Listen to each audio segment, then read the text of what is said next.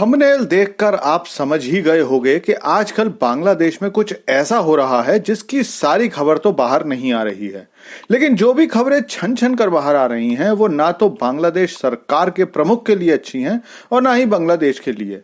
पिछले एक महीने से बांग्लादेश में ऐसा कुछ धीमी आंच पर पक रहा है जिसकी खुशबू जल्दी ही पूरी दुनिया तक फैलेगी।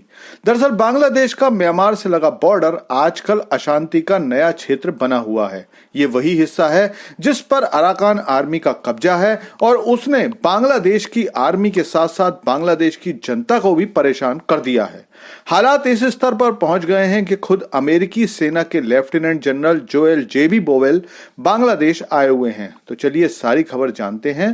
तो दोस्तों, पिछले एक महीने का सारा घटनाक्रम बताता है कि बांग्लादेश में अंदर ही अंदर कोई आग भभक रही है और फिलहाल की यूनुस सरकार उससे निपटने में नाकामयाब रही है।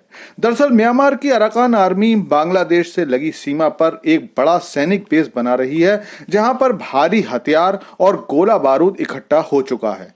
अराकान आर्मी जल्दी ही म्यांमार की जुंटा सेना के खिलाफ एक बड़ा युद्ध छेड़ सकती है। अराकान आर्मी का इरादा म्यांमार के सितवे, क्योंगफ्यू और मानांग शहरों पर कब्जा करने का है। बांग्लादेश का मानना है कि एक बार लड़ाई शुरू हुई तो बांग्लादेश की सीमा पर इसका असर जरूर पड़ेगा और अराकान आर्मी बांग्लादेश के टेकनाफ और चिटगांव हिस्से पर भी हमला कर सकती है। आपको बता दूं कि म्यांमार के सितवे शहर के बंदरगाह को भारत डेवलप कर रहा है। हालांकि भारत के अराकान आर्मी और म्यांमार जुंटा दोनों से संबंध अच्छे हैं, लेकिन इस सब में अमेरिकी इंटरेस्ट बड़ा आश्चर्यजनक है। अमेरिकी जनरल जेबी अमेरिकी आर्मी पैसिफिक के डिप्टी कमांडिंग जनरल हैं। उनके साथ और भी 4 लोग बांग्लादेश सेना के अधिकारियों से मिलेंगे। दरअसल अमेरिकी सेना के प्लान और नीति सरकारों के साथ बदलते नहीं हैं। सरकार चाहे रिपब्लिकन पार्टी की हो या डेमोक्रेट्स की हो, डिफेंस डिपार्टमेंट की प्लानिंग वैसी ही होती है जो आगे की 50 सालों की सोच के साथ बढ़ती रहती है। आपको याद होगा कि शेख हसीना के समय में ये बातें सामने आई थी कि अमेरिका बांग्लादेश के आइलैंड को सैनिक बेस की तरह इस्तेमाल करना चाहता है।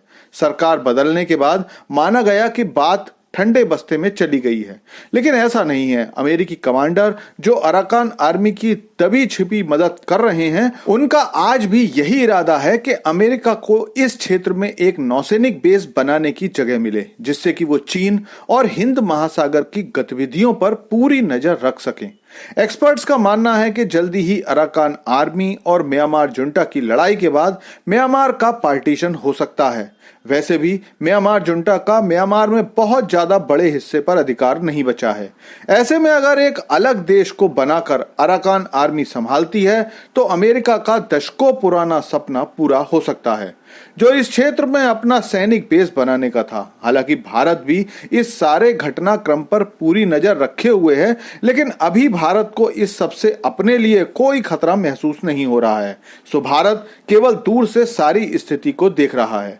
भारत को बिल्कुल न्यूट्रल देखकर बांग्लादेश के आर्मी चीफ रूस से मदद मांगने गए थे, लेकिन शायद वहां से भी उन्हें खाली हाथ ही लौटना पड़ा है। इसकी शुरुआत 15-20 दिन पहले हुई थी, जब बांग्लादेश की आर्मी के चीफ अचानक रूस के दौरे पर गए थे। माना यही गया था कि वो रूस से कुछ हथियारों की बात करने के लिए गए थे, क्योंकि बांग्लादेश के सबसे बड़े हितैषी देश पाकिस्तान और तुर्की हथियार तो दे सकते हैं, बांग्लादेश का माहौल भी खराब कर सकते हैं, लेकिन बॉर्डर पर जो जियोपॉलिटिकल खेल चल रहा है उसे सुधारने में रूस ही बांग्लादेश का साथ दे सकता है।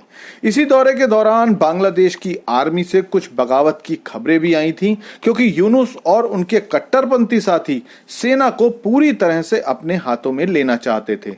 लेकिन असली खेल अब सामने आ रहा है, जबकि अमेरिका के कमांडिंग ऑफिसर भी बांग्लादेश पहुंच चुके हैं।